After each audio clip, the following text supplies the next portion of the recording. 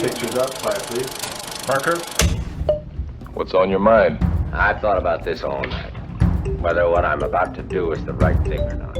Let me go in and talk to him alone, Dr. Mallory. I did so only because he was working along lines contrary to the good of mankind. Well, Rangers, looks as though Agents McKenzie and Hopkins are going to have to get to that hacienda and get there mighty fast. You crush all opposition and make me the most powerful man in the world.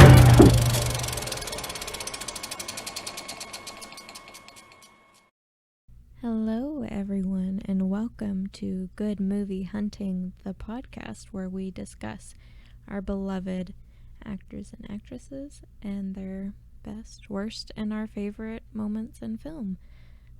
This is Sequoia, your host, here today with my very handsome co-host, Daniel. How you doing? She's lying to you. There's nothing good going on right here. Not one good thing. Are you sure? Even after today, your successful We're not going to surgery? talk about that. We're not going to talk about that. Yes, hello. Welcome to Good Movie Hunting. We're not going to talk about that.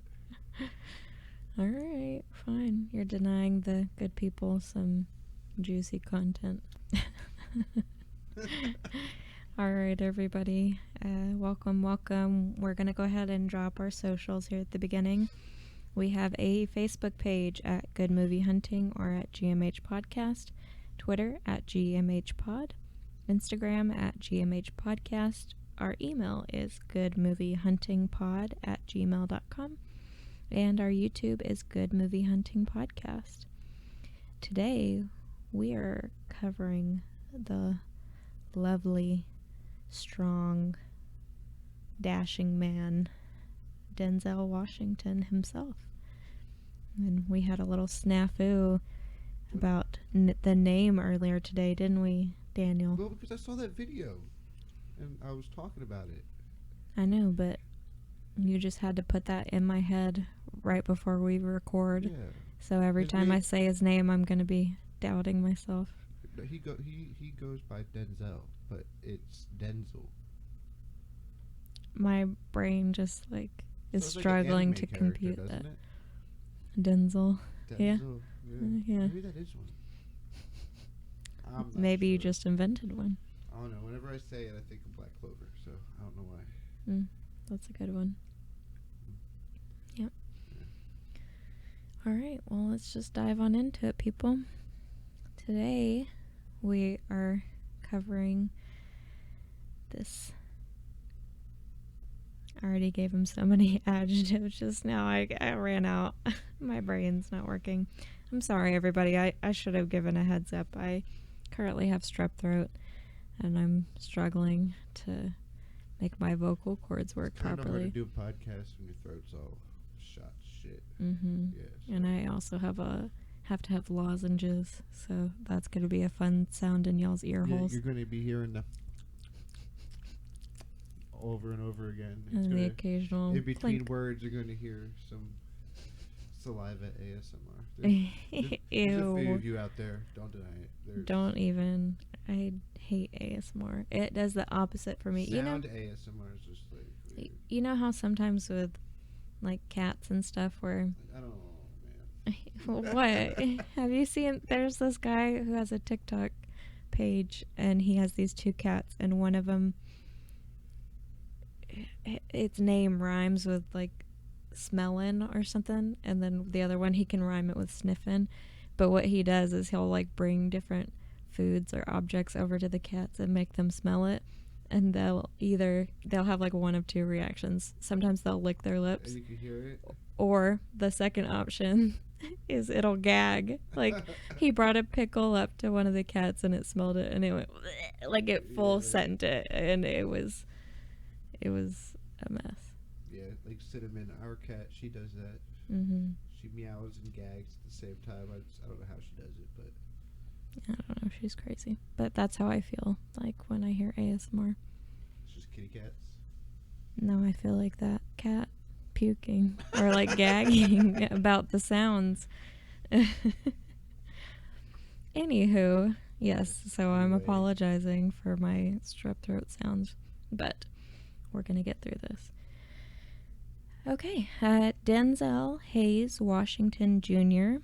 was born December 28th, 1954 in Mount Vernon, New York, to parents Lennis and Denzel Washington. I guess with his dad, you can definitely say Denzel. Yeah. But yeah, so that makes him 67 years old. Damn. And He's up there, man. Yeah, he is. You know, he still looks good, though. I mean, you can see, like, he's old. Well, almost every single movie on our criteria today was pre-2000. Mm-hmm. So. Yeah, I know. I noticed that. I was like, the 90s must have been his time. Like, 90s and early 2000s, Mhm. for sure. Yeah. For sure. Maybe some 80s, too. Yeah. Well, that one of the movies we cover, I mean, it's 89, but yeah, it's 80s. I think I cover his first movie farther down here, so. But yeah, so that makes him 67 years old, and he's a Capricorn. Hey, yo. Ew. Capricorn. What are you doing there, huh? And honestly, like, when I looked that up, I was like, wow. Yeah, I see it. Yeah. Especially, I feel like some of the characters he plays where he's very, like... But yeah, he has those characters where he's just very... He's very headstrong and decided, like, when he thinks a certain way. That's, like... That's it. You know what I'm saying? A lot of his roles are like that. I noticed that theme. He has one sister and one brother. His father was a Pentecostal minister and also worked for the city. I think he worked for, like, the water department or whatever. The water department? Yeah, something with water. Water. And his mother owned a beauty shop. He went to public school for most of his young childhood until his parents divorced when he was 14, at which point his mom sent him to boarding school to make him act right. He was acting a fool. I could see it, being a Capricorn and all. Yep. Being a young, misguided teen. For being a fool. Being a fool, yeah. So I guess that's a Capricorn thing. But yeah, apparently he said that this seemingly small thing, you know, a change in schools or whatever, really changed his life forever. He said that the people that he was surrounding himself at that time were not making good decisions, and he saw that the path that their life took after that, you know, after they separated ways, and he knows that if he had stayed there, you know, going to school with them and hanging out with them, he would probably end up in prison like the rest of them. He said most of the people he associated with at that time did go to prison later on. So he's really thankful for that decision that his mom made.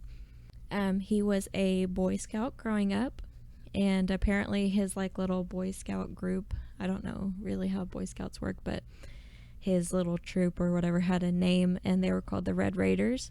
And he said their uniforms were very similar to the Raiders from Texas Tech, which is the school that my brother's going to. And he said he almost decided to go to that school just because of that. Like, he loved the similarities there. But he ended up attending Fordham University in 1977 is when he's going off to college, which is... That's a while ago. Yeah, that's crazy to think about. He received a bachelor's in drama and journalism there at the Fordham University. I believe it. I see it. Yeah. In college, he did play basketball. I think they said he was like a guard, I think was his position. But that was one fun thing about his time there. When he was going there and trying to decide his major, though, he was having a bit of a struggle, you know, coming down to one thing. But he was working as a creative arts director at the YMCA, and after he was in like a little staff talent show, a coworker of his told him that he was really good at it and that he should go into acting, and so he did. That helped him decide what he wanted to do with his life. After his bachelor's, he attended grad school at the American Conservatory Theater in San Francisco. He was there for a full year before going back to New York to begin his professional career. In his early years there, he did a lot of acting in plays and stuff, but his first appearance in film was a TV movie called Wilma, and it's a true story about an American Olympic athlete named Wilma Rudolph. And interesting enough, when he was on like the set for this very first movie of his, that's where he met his wife. Her name's Pauletta Pearson. Pauletta? Mm-hmm. And yeah, she was also acting for that movie, and they got married June 25th, 1983. He has 4 children: John David in 1984, who's also an actor, Katya, 1986, and twins, Olivia and Malcolm, in 1991. So his twins are just a little bit older than you. Yeah, they're like 32 or something. Mm-hmm. But in both of the twins, they also show some interest in film. I think one of them did act in something, and another one studies film. When Denzel and Pauletta renewed their vows in 1995, they went to South Africa to do it, and they had Desmond Tutu officiate it. I have no idea who that is. You don't know who Desmond Nope. Tutu? Don't be hitting me with the goobs in the middle of the pod. I have to educate you in real time. God. Sorry. This is my life. this is what I deal with. She questions me, and I say, no, it's something like this, or this or that. Boom, phone, Google, immediately. The will and, like, aspiration to prove me wrong as my wife is real with this one. I think that's in my job description, so... To prove, yeah. Yeah, to make it my life's work to prove you wrong. Oh my gosh. Oh my. Yeah, so Desmond Tutu I guess he's like a religious figure, but he's also like a human rights activist and You got stuff. that picture? You got that picture? You wouldn't recognize his picture. It's his Oh, name okay. that you would need to recognize. I mean, on the off chance that he recognizes his face. I don't know that I've ever seen it. I think that's Black Panther's dad. No. No? That's certainly not his. Okay. All right. Sorry. No. But yeah, he's a very well-known figure, so that was a big deal to have him officiate their thing. So he is a devout Christian, just like his dad, and has frequently considered leaving film to be a preacher. Really? Yes. He does say that he feels in some way like he is kind of doing just a different kind of work, like he's not really going out there and preaching and stuff, but he says that sometimes the roles that he takes and stuff give him a chance to have a stage or say things that he couldn't say as a preacher. You know what I'm saying? Like he can still make his views known even if he's not ordained. He has served as a national spokesperson for the Scouts program since 1993. In 1991, he was given an honorary doctorate by his alma mater. In October 2021, the U.S. Army made him honorary sergeant major of the Army for his work in providing free homes for the military families through the Fisher House Foundation. He is very charitable and has donated a lot of money to several different humanitarian causes. In July of 2022, the White House decided to award him the Presidential Medal of Freedom. Wow. So, yeah, very recent development. This was last month. Okay, so we're on to the fun facts portion. He reads the Bible daily. Of course he does. He was named after his father, but his father was named after the doctor who delivered him, and his name was Dr. Denzel. Denzel. Dr. Denzel. Dr. Denzel. Really? You had to do me like that? Dr. Denzel. But yeah, so Dr. Denzel, Daddy Denzel, and now Denzel Jr. Damn. Yeah. And the first one wasn't even blood related or anything. It was just the doctor who delivered him, who yanked him out of there. He originally planned to be a doctor when he went to school. I wonder if that's because of his namesake, his Dr. Denzel. namesake. He is the first black actor to win 2 Academy Awards. Wow. I'm sure that was a huge honor for him. I'm sure he was really happy about that. In 2006, his oldest son, John David, was drafted by the St. Louis Rams. What? Mm-hmm. I thought that was cool. I only left it in here for you. I did not really know or care, but Well, St. Louis Rams, who are now the Los Angeles, right? LA Rams. Yes. Okay, that's why I was really confused because Yes. it said St. Louis, and I was like, I thought it was only the LA Rams because Yes, LA. they just San won Diego last year. Chargers and LA share the same stadium. Okay, I think. I'm pretty sure though. Yeah. sure. Whatever you say, boss. Oh, proving me wrong, but calling me boss. Assistant to the regional husband. I'm on.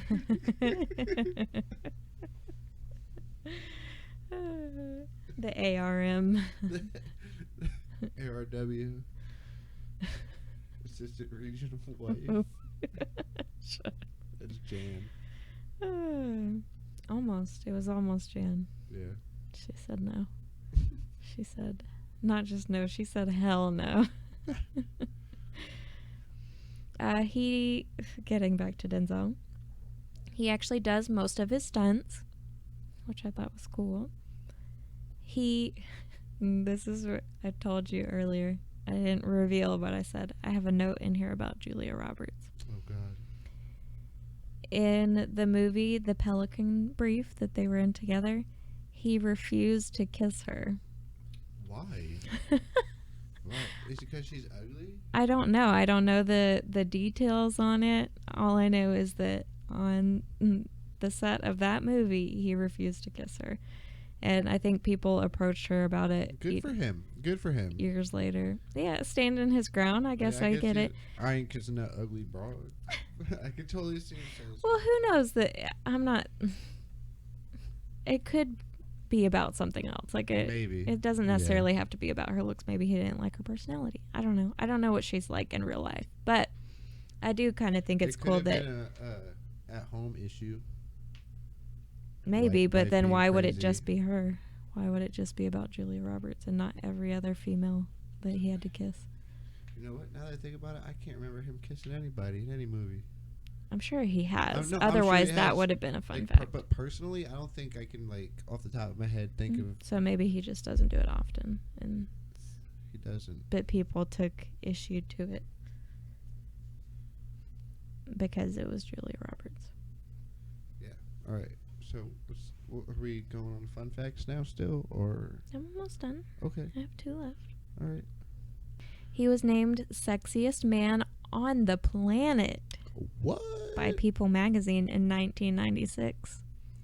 That was a good year to be Denzel Washington. I bet you was sexiest man on Mars too, if they had a population.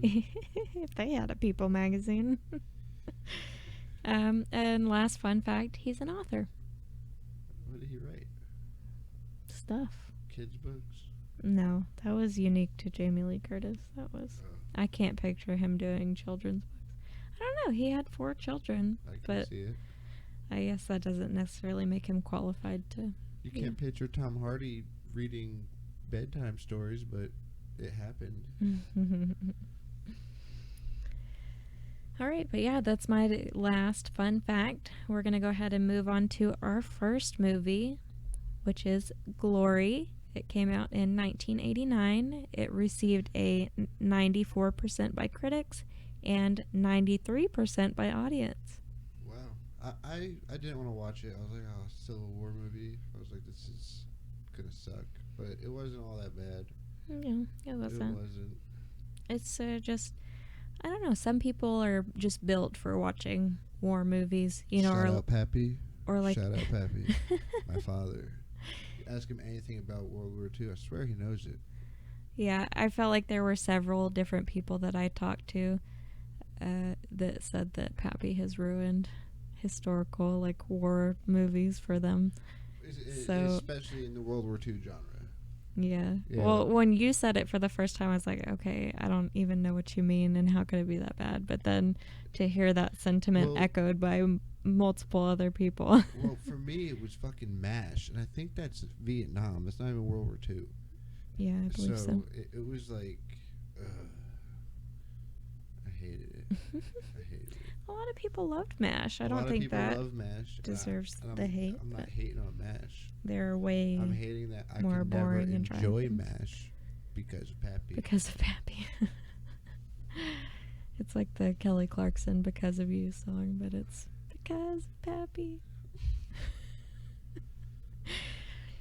The plot of this movie is that it is a historical war drama about a man named Robert Shaw, who is played by Matthew Broderick, who leads the Civil War's first all-black volunteer company called the 54th Massachusetts Infantry Regiment.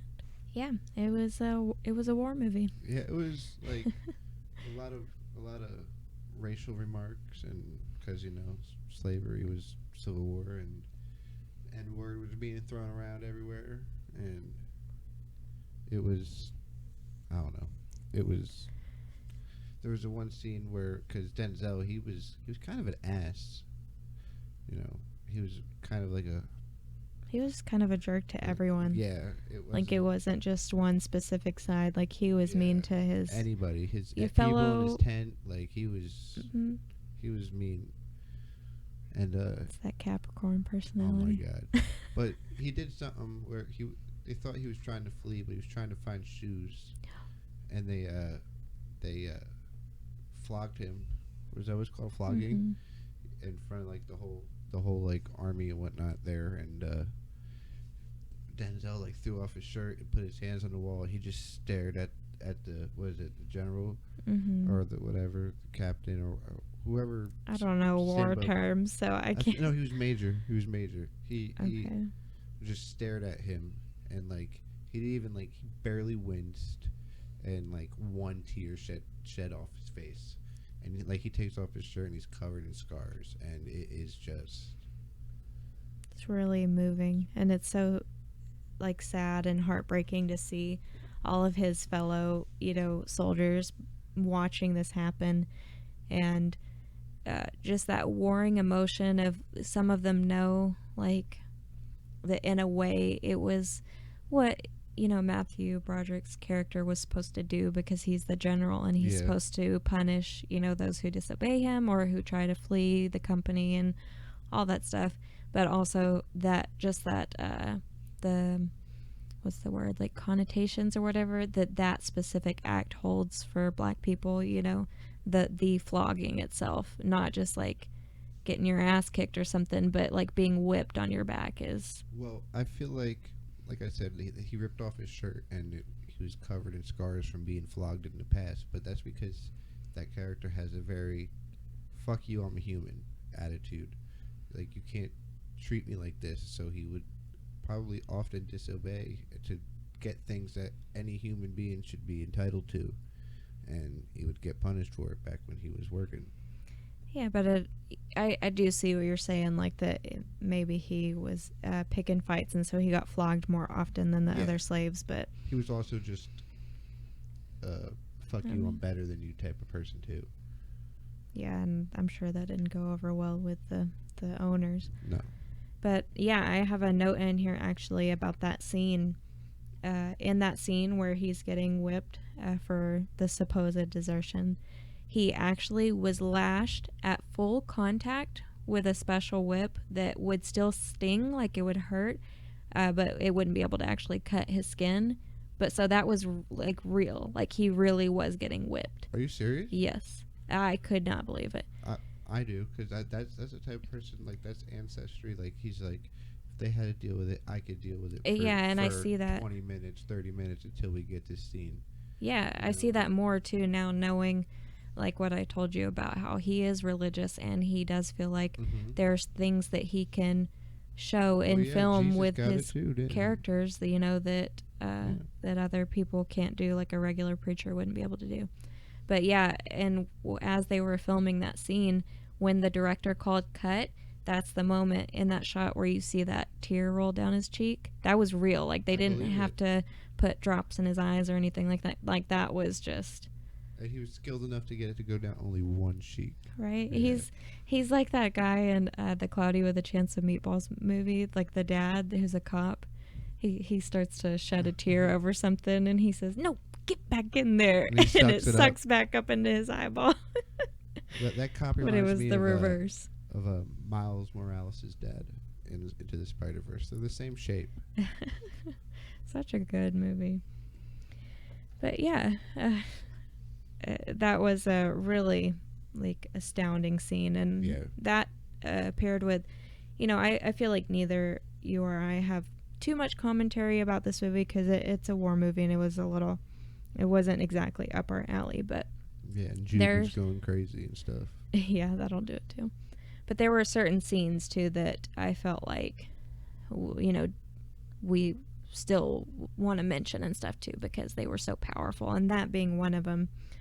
But also that scene towards the end where they're all getting ready because they're about to go to their first like real. Not their first real battle. This was the second one where they're out on the beach, where they're about to go there. Yeah. And all of the soldiers are all together around the fire, and they're singing and they're praying together and stuff, and it's really just a powerful moment to see. Yeah. Like how even though they might not all have liked each other, they all came from the same backgrounds and stuff, and they, had been through hell through that shared experience together, and that was a moment for them to all just come together for a moment and remember their roots. And this is where we see Denzel Washington, who was so, like you said, mean to the other people. He didn't really show any desire to make friends or anything like that.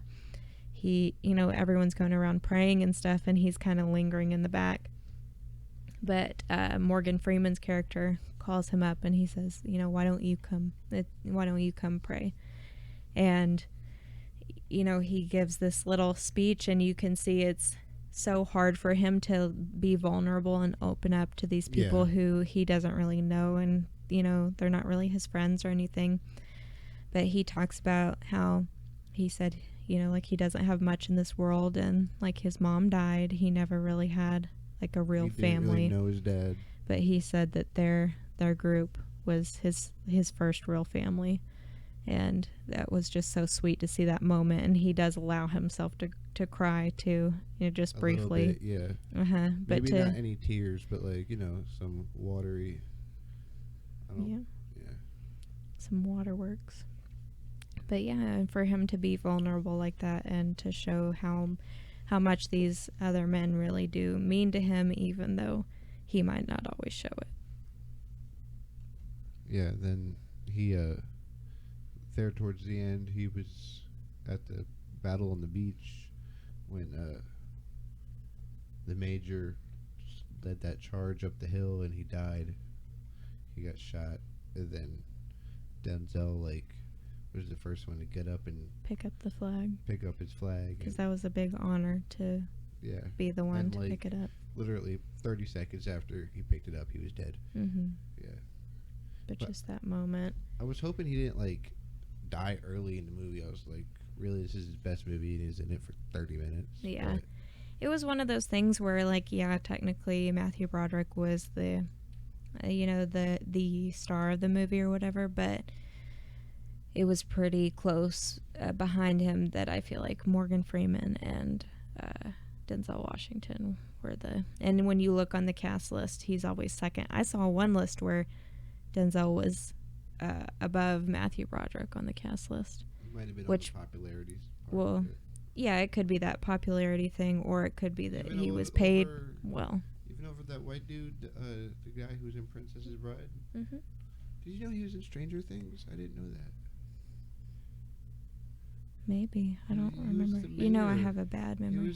That was him? That was him. I remember thinking that looks a lot like him, but there was something because he's so fucking old off about him. Like what do they call it? Uncanny Valley or something like that, where something looks almost exactly the same, but there's something a little off. That's how I felt. Yeah, I didn't even know it was him. Yeah. Man. Wow. But yeah, apparently, actually, a lot of his scenes got cut from that movie. He had a lot more. Who, Denzel or the? No, the other guy. They just talked on Billy on the Streets. They just said his name and I forgot. On Billy in the Street, they talked about Denzel a lot too. No, but remember Billy kept like saying different names of different celebrities and stuff, and I kept telling you, oh, I have to look that one up because the name sounded familiar, but I couldn't put a face to the name, and so I looked it up, and that he was one of them. Anywho, originally Denzel didn't want to be in the movie, but he was kind of persuaded himself into it because he felt like he had a chance to play like a full character. I think maybe he kind of had the fear that in this movie about the Civil War, because a white man is the lead role of the movie, that the black characters wouldn't really be given a personality and like they would just have a face and a name. But he said he felt like he deserved, or that movie deserved to have a full character in it, a full black character. And this movie was actually his oldest son, the one that played football. His name's John David. It was his favorite movie of his dad's growing up. He really liked that one. Wow. But yeah, that's pretty much all my commentary on that one. Unless you have anything extra to add. No, we just gotta rate it. I think IMDb asked me earlier what my out of 10. And it doesn't let you do half points, so I guess because it's a war movie, I might say like 6.5 bayonets out of 10. But because it didn't let me do half points, and so our official podcast page is assigned to my star vote, I'll say 7. I gave it 7 stars out of 10 on the IMDb app. That's generous. That's a little too generous for me. It was a good movie. I think sometimes you have to step back and look at it and be like, it wasn't my type of movie. Like, I'm not the person to watch a bunch of war movies, but it was well done, I think so. I mean, I guess for coming out in '89, it was. No, I can't. I gotta. Well, and it's historical too. They can't be like Michael Baying it up in there and like just blowing shit up and having action sequences and stuff. It's a historical war drama. I'm gonna give it 4.5 Morgan Freemans. Wow. Yeah, 4.5 Morgan Freemans. All right. I have to. Whatever you say. I have to. You're just. All right. That's my personal rating. Okay. That's. Okay. Whatever. All right, moving on to the worst movie. This is a doozy. This is fucking. I don't even know what we're gonna say about it, but yeah. Heart Condition, which came out in 1990, received a 10% by critics and 35% by audience. The plot of this movie is about a racist cop, played by Bob Hoskins, who gets a heart transplant from a black lawyer, played by Denzel Washington, who he hates. Denzel ends up haunting him and tries to get the cop to track down the people responsible for his death. And let's just leave it at that. Let's just cut it right there with that movie. And move on. That's the plot of the movie, and the end of the movie is he marries the girl he left him What for. I can't even, dude. It's just. You can't tell the people the end of the movie before we even give any comments on the movie. I don't want to talk about it again. Oh my god. And It was the hair. it was bad, the okay. missing hair. Just saying he's a racist cop does not do it like justice. Like, he was being horrible. Yeah. Like the was. slurs and just overall disdain. Obviously he seems to have this disdain for black people in general, but specifically Denzel's character. who, like we said, plays a lawyer. Who's dead the whole time. The only person I can see... Well, not the whole time, but... Yes. Okay, 90% of the time. The only person that can see him is the racist cop who somehow got landed with his heart. Mooney is his name. Mooney. Which is, first of all, okay, let's address that. That the whole reason that this Mooney guy needed a heart in the first place is because he treated his body like shit. Like, he was drinking all the time, all day, every day. Whiskey. Yeah, like in the very opening scene of the movie, he's on duty. Drunk. He's out drinking, smoking, and eating like a big greasy burger, and his what do you call it? His partner. I just lost it for a second. His partner. His partner told him, "Hey, we have to, get down to such and such boulevard," and the freaking Mooney comes over and he's like, "All right, let me in there. Let me drive." Yeah, and immediately. His partner knows too. He's been watching him drink, and just lets him do it. Yeah, he just lets him do it. And then while they're out and about and he's driving, he sees Denzel driving down the street and recognizes him. Yeah, Stone. I didn't realize this for some reason, but his first name was Napoleon. I remember that, Napoleon. I just remember that. I mean, he called him Stone pretty much the whole time. Or didn't? I think it's. What did the girl call him? I thought she called him Leon. Or maybe his mom called him. Napples. I don't know what she called him. Nipples? Nipples. His mom called him Nipples. That was her fun, chick, affectionate nickname for him. Wow. My young nipple. Such a tragedy. Let me touch your chest. Oh, God. But, yeah, so... What I was saying is that this guy treats his body like shit. He smokes, he drinks a bunch, he's always eating bad food and stuff. Well, he has this heart attack and he needs a heart or he'll die. And what kills me is that for some reason, like, this young, healthy, man dies, Denzel dies, and they're like, oh, how we should bypass all of these good deserving people on the transplant list and just give it straight to this nasty ass racist piece of shit.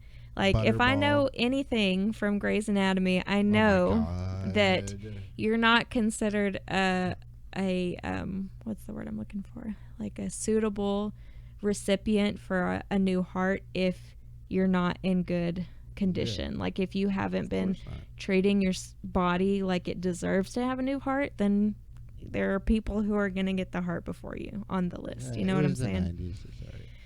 Well, okay, it's the 90s. They could do whatever they want. Whatever. It already happened. But yeah, so that kills me that this, this perfectly healthy heart goes to this fucking piece of shit. Yeah, and it's just a mess, and he really hates the Stone guy, but then somehow they make this truce, and I think it's because Denzel makes him look like a fool out in public with the burger, because for some reason because he's a ghost. He can manipulate Mooney's body. Like, he can't touch any objects or other people. Except changing his clothes the entire fucking movie. I yes. don't know how a ghost can change his clothes. He has many wardrobe changes, which he looked really good, though. Especially when he was in those nice suits. Like, yeah. He was looking good. I wonder how old he was at the time of that film. The craziest thing is, that came out after Glory, but he looks younger in heart condition than he does in Glory. You think so? 100%. I felt like he looked really young in Glory, but I think that's because he has this like bald baby look about him because he shaves his head, and he I don't know what it is. He looks really young in Glory to me. But yeah, so I mean, it's just a mess, and I guess they decide to have this truce because like Mooney realizes that Denzel's character can control, because it's his heart and his body, he's like afraid that he can just stop it, cold in his chest. His everything, his soul would cease to exist. Yeah. Yeah. And so it's kind of like a mutual thing. And then it turns out that, it wasn't just a car accident that Stone died in. He was like ran off the road or something. Like they weren't even explicit about that, but Stone was like, well, someone was responsible for my death. There wasn't really like no evidence. It was like a total like hearsay type. She said type, like there was besides pictures somehow, but there was really no evidence. Yeah, and then they introduced the girl who is Monica from Shameless, which you called off the rip. Like as soon as you saw her, you were like, "That's Monica." I saw that ugly I was like, "There's smile. no way." I know she has that weird smile, but like, I don't know. I guess it came out of the left field because she has a really nice body in that movie. Her body totally caught me off guard. And because she kept having the camera up to her face in the beginning, so you couldn't really. Yeah. Oh, in the beginning. Oh God. Yeah. That was wild. It's all like distorted and like Fucked up. everything's crazy in like slow motion. Everyone's talking like wah, wah, and there's a guy with like a tiki mask on, and he's like with these hookers, and there's crack and champagne. Like it was a mess. Like it was completely weird. It was really weird. But yeah, so that girl, one of the she says she's a reformed hooker, but that's just to keep Mooney away. She's a hooker, and I guess I don't know if the proper term is prostitute. Maybe I should be saying prostitute. They were calling her hooker in the movie. Yeah, Mooney. She didn't hook when she was with me. Yeah, right. And how long was that? 4 months. But yeah, so you find out that apparently Mooney was with that girl for a minute, and then he was all butthurt because when she left him for Stone. Yeah, when she left, she started hanging out with Stone, and the argument there was that Stone was the girl's lawyer.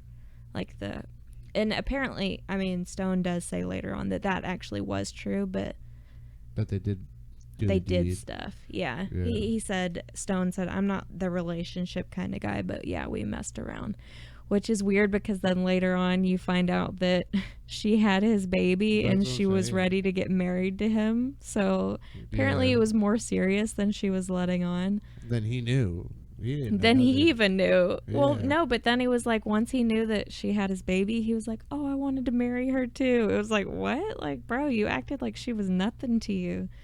Like, yeah, you were her lawyer and kind of took care of her, but other than that.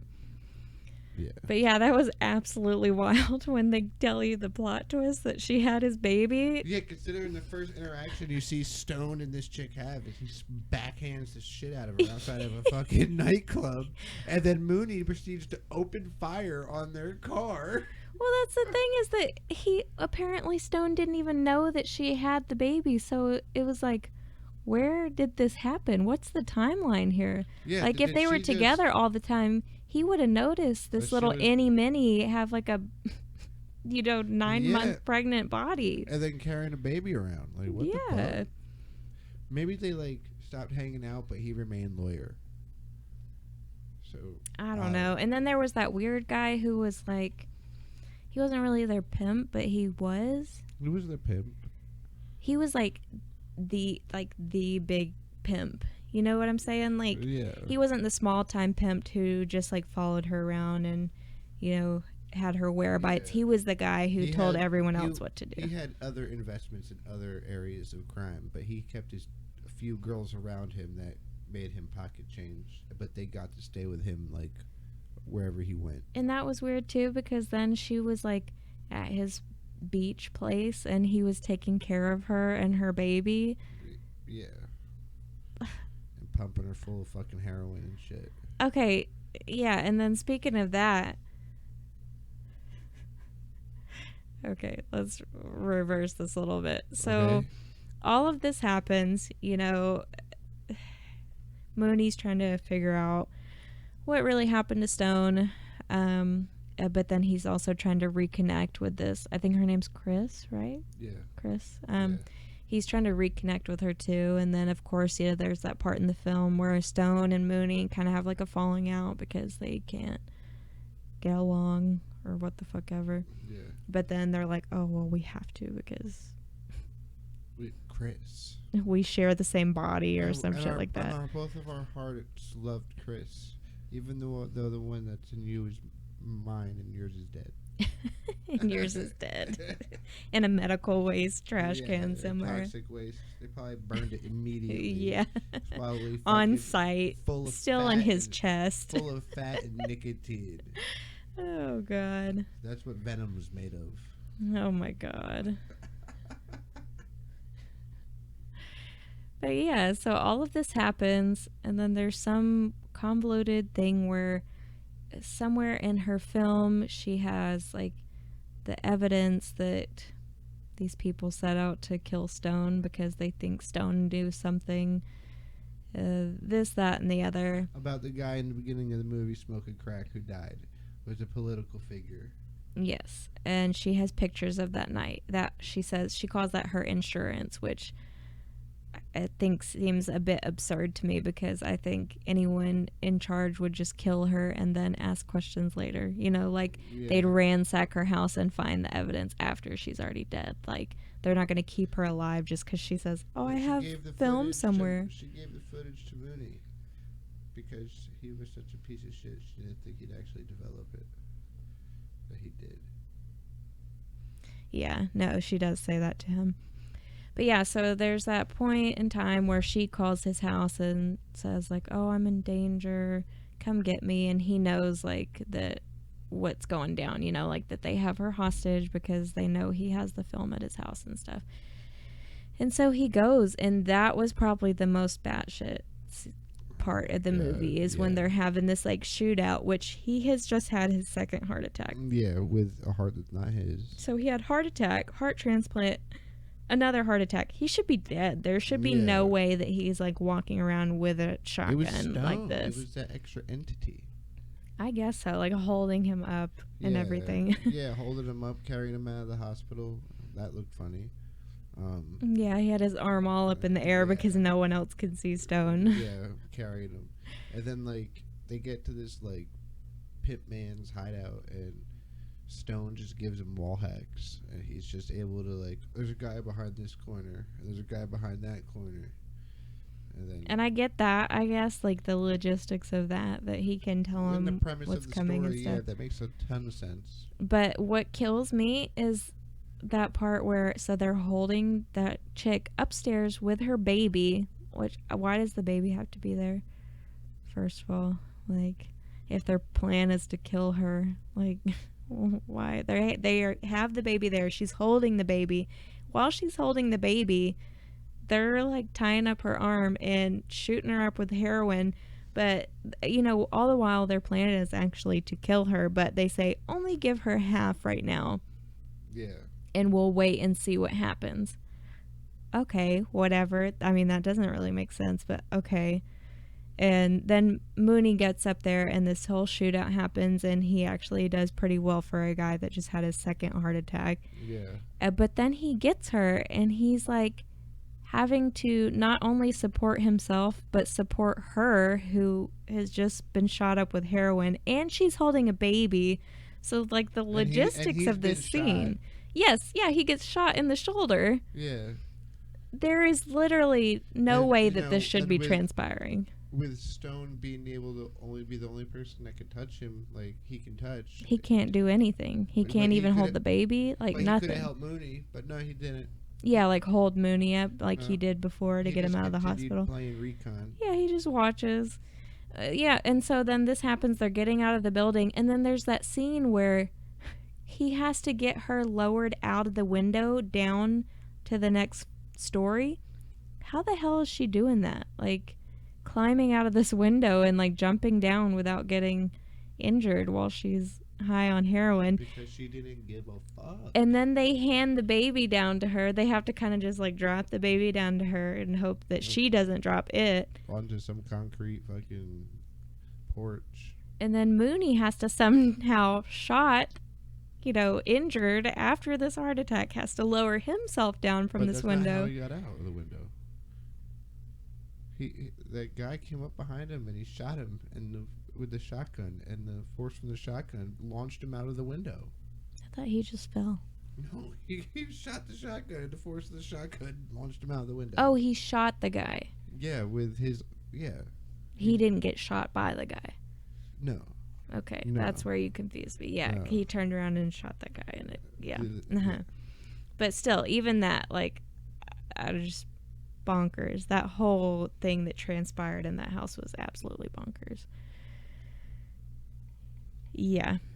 So he marries Chris, and he ends up raising Mooney marries Chris and ends up raising Stone's son with Stone's ghost by him the whole time. I wonder how that played out when Mooney passed.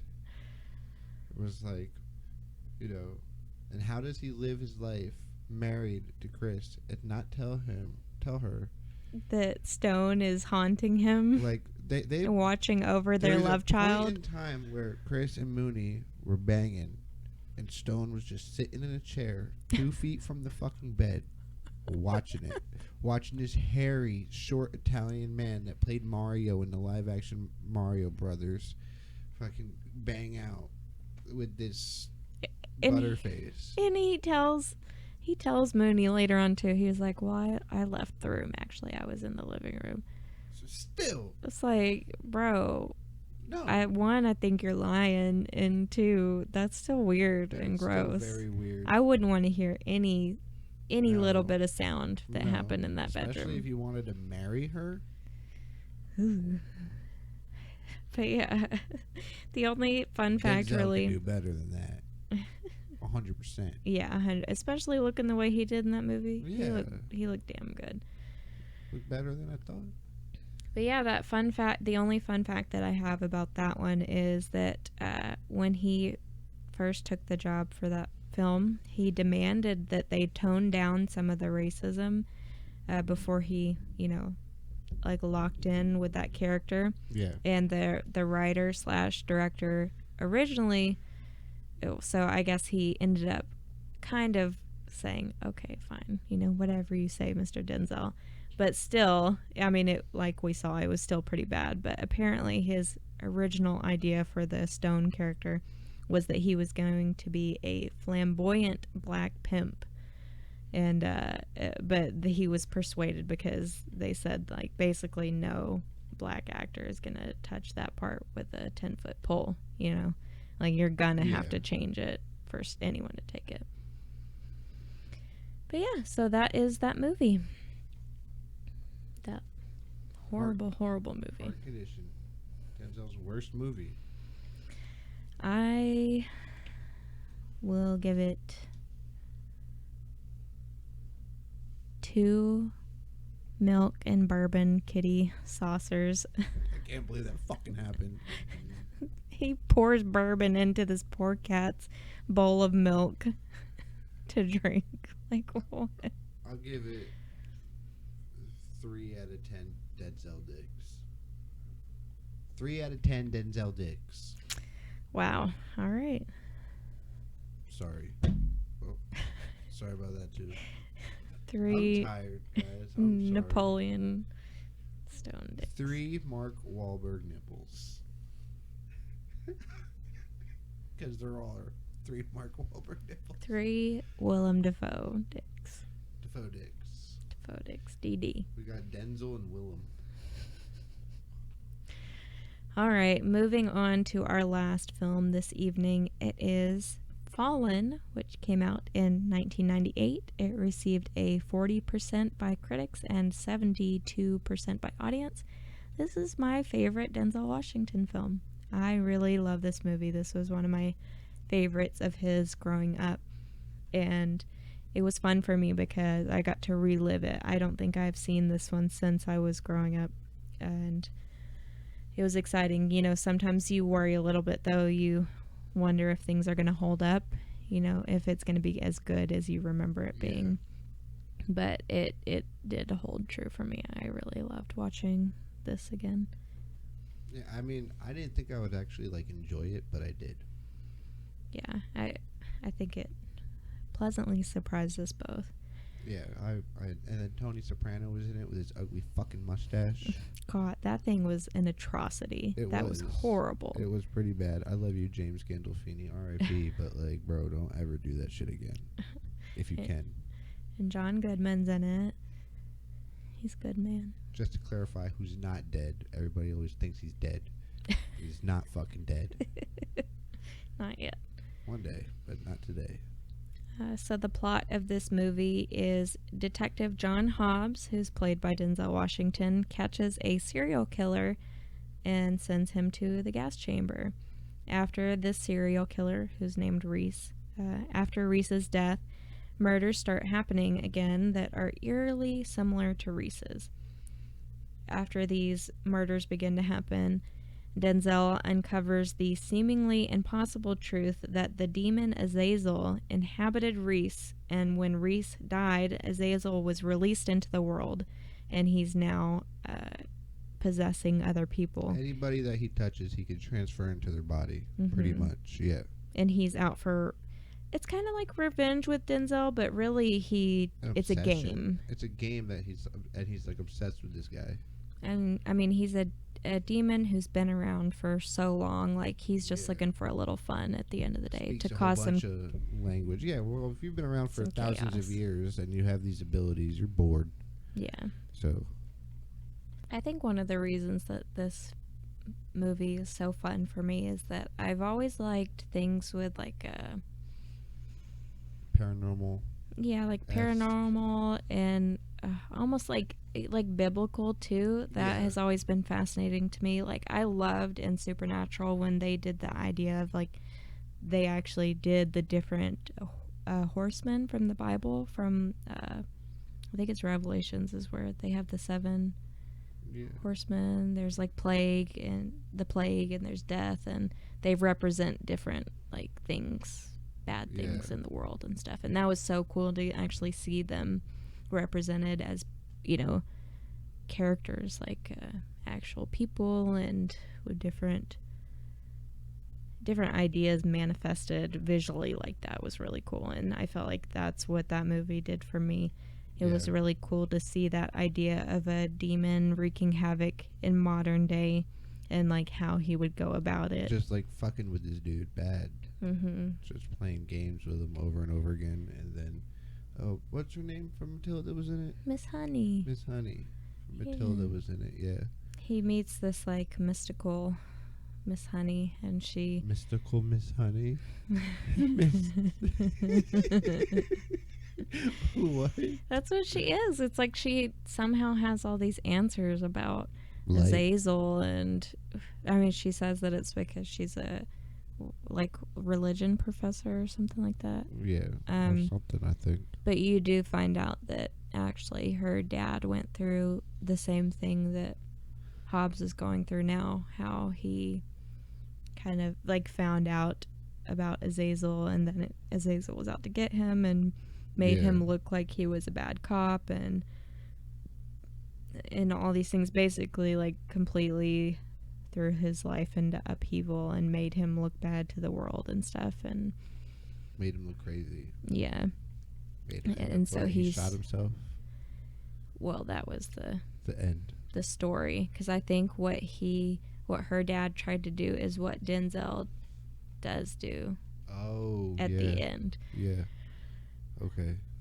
But yeah, you see all of him going through these games with Azazel, but it's like an impossible situation because Azazel can just keep passing himself, you know, through touch just on to the next person. And then you find out, well, it doesn't even fucking matter if the body he's in dies. Because he can move 500 meters, I think it was. Cubits. Which was a form of measurement back in the Bible days. But they said that, that Azazel could travel the length of a breath, which in the Bible they said was 500 cubits. That's right. But that's something that he has to like decipher and find out too, by reading all these books that Miss Honey's giving him. Finding clues from Miss Honey's dad in their cabin and whatnot. And that's where he finds the demon's name in the wall, like under It was unclear if No. that was dirt or paint. I No, don't he know. said he clarified. He said your dad wrote it on the wall. Then he covered it in paint because if you Denzel, he has to use like some acetone or something to get it the paint off the wall, and then he's able to see that Azazel is the name of is it. the name of the demon. And then he really starts to put things together, and then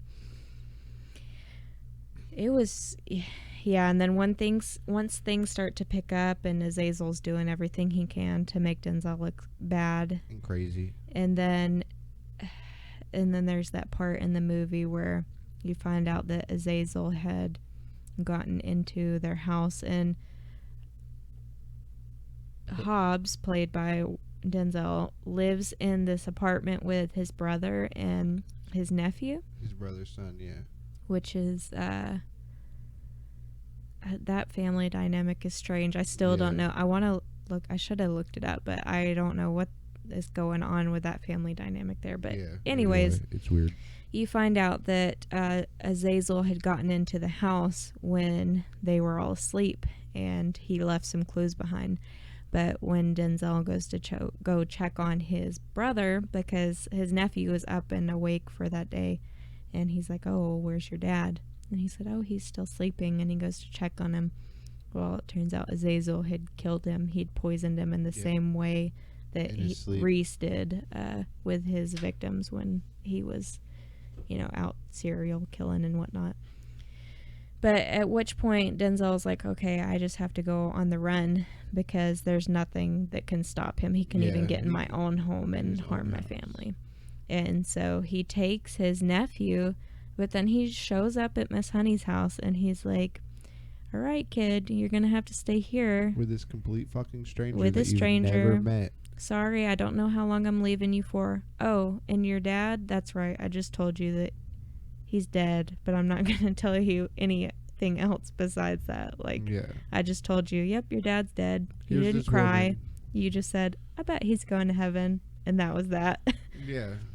And then I had to leave you with this woman. Yeah. See you later. Well, and then he tells him, first of all, he says, I'm not sure when I'll be back. And then he kind of revises that and he says, and in the event that I don't come back, I guess you just live with Miss Honey now, this lady who I even barely know. Yeah. And you don't no idea at all. It's just absolutely crazy. So he goes to the cabin and he's like his boss and his partner find him there, and they think he committed murder when he didn't, and because Azazel tricked him, and they're like talking to him and whatnot, but he knows that one of them is possessed. Is Azazel. So, and it turns out it wasn't his boss; it was his partner, and his partner shot their boss in the head like immediately. And this is John Goodman. This is all being played out by John Azazel Goodman. is John Goodman, and he did it pretty John Goodman's great at being a kook when he wants to be. Mm-hmm. What's that? The Big Lebowski, who's fucking yelling at Steve Buscemi the whole time. Shut up, Donnie. Donnie, shut up. Shut the fuck up, Donnie. And he just looks like a total fucking Republican. He was a big meme for a minute from that movie. Yeah, with him cocking the gun. Mm-hmm. Yeah. But yeah, so this is all happening, and so now he's alone with John Goodman up there, and you see that Denzel has kind of planned for this, but he didn't know that it was going to be his partner that did come up there and, found him up at that cabin. But so then at this point, it's kind of like a run out the clock situation, and he shoots. He shoots his partner, but then in the gut. But he smoked a cigarette right before, but he poisoned it for himself. Yes, and he tells him. So at first he shoots his partner in the stomach, and then his partner, Azazel, is like, well, it doesn't even matter if this body dies. I'll just go into you. And that's when Denzel is like, oh, well, I laced the cigarette with poison. Yeah. And so we're both going to die up here. It doesn't matter. Well, then you see the John Goodman body that Azazel is in does die. And And at which point Azazel does go into Denzel, which somehow up until this point, Azazel could not inhabit Denzel's body. Apparently there are just certain people in the world that can't be possessed unless it's under dire circumstances. Yeah, I guess. Which I don't really understand that, really but touch on that. they said that somehow when Azazel is dying, then he's going to be even stronger because his like will to live is pushing him on. Yep. Which, I mean, if he's dying, he should be getting weaker, but whatever. So he does go into Denzel's body, but Denzel, he just had this poison, you know, and so he's, you know, writhing around on the snow, and it's basically, you're like, okay, he did it. He won. He got him. He got him. He got him in his body, and now he's going to die. Criminal of 1,000 years of paranormal harassment and fuckery. Which, now thinking about it too, he did tell his little nephew, he was like, I might come back, who knows? But his plan all along was that I ain't coming back. He's not coming back. He had that poison cigarette in his car. Pretty white woman and have fun. And she's dipping gonna bake out. you cookies and shit. Yeah. She's real cool. She'll take you to meet Matilda. Yeah. And Miss Trunchable. No, not Miss Trunchable. Never. But yeah, so he's out there writhing on the snow and he's dying, and you're like, okay, he did it. But something we learned earlier in the movie is that they pointed on it, but it was for a split second and like not enough to be like, oh, that's a possibility. Mm-hmm. That's how he could get out of this, and that's the hole they used. Yep, you realize that yes, he can inhabit animals. Yeah. Specifically cats. And there is a cat that was underneath the house, the cabin up there in the woods. Mm-hmm. And you see, you know, after Denzel dies, there's a still shot of his dead body there. Yeah, you see like a third in party the snow, and you're just like, okay, like it's gonna fade to credits. But nope, this cat comes trotting out from underneath the house. Meow. Yep. And that's it. That's where we see, and that's where the voiceover, it's Denzel voicing it over, but it's really Azazel, and he's saying, this is the story how I almost died. Yeah. But it was really good, and I love the classic song they play at the end, the Rolling Stones song. What was it? I forget. Please allow me to introduce myself. Oh, yeah. Yep. I don't know the words. It's a good thing you did it that way for copyright. Just in case. Yeah. But yeah, everyone, that is our lovely, lovely Denzel Washington. Denzel Washington Jr. And yeah, thanks everyone for bearing with it and listening to my gross voice, and, you know, listening to Danny and his Capricorn self. Oh my God. Leave me alone. Next week, it is going to be me and my great pal Savannah again, and she has chosen the iconic Nicolas Cage. Oh my God. Like, I'm jelly you guys are covering Nicolas Cage, but at the same time, he's done so much dumb shit that I'm like, I'm kind of okay for not doing whatever his worst movie is. It's going to be so fun. Well, I don't want to give away too much now, but yeah, it's going to be a blast. Yes. So yeah, y'all all have that to look forward next. I'm leaving that. You're so mean. I'm getting ahead of myself because it's the end. I can see the light at the end of the tunnel. Guys. Anyhow,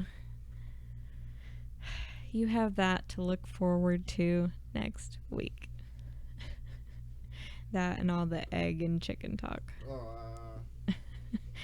All right, everyone. We have a Facebook page at Good Movie Hunting or at GMH Podcast, Twitter at GMH Pod, Instagram at GMH Podcast. Our email is goodmoviehunting@gmail.com.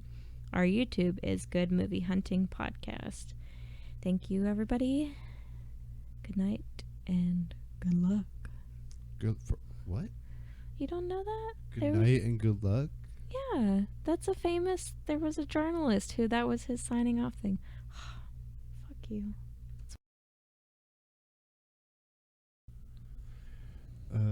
Hide me, you're a crazy bitch. Why do you feel the need to sing? Because it's just right. Pictures up, fire, please. Marker? What's on your mind? I've thought about this all night. Whether what I'm about to do is the right thing or not.